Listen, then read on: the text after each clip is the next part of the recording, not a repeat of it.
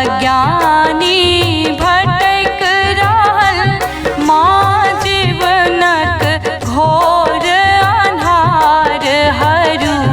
हे हंस वाहिनी शारदे माँ।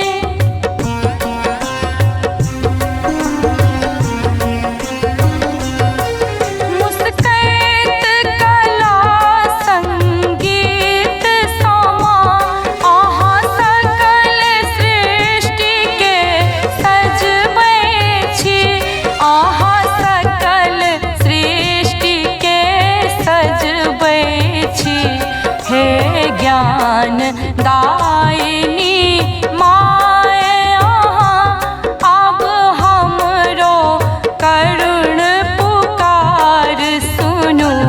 हे हंस वाहिनी शारदे माँ।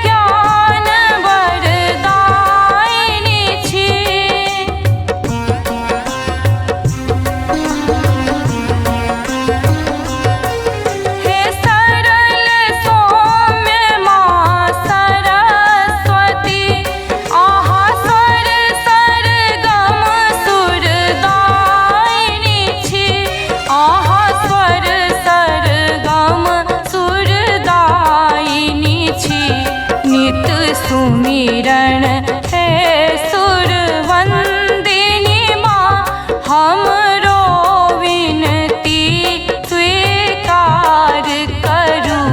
हे हंस वाहिनी सरस्वती।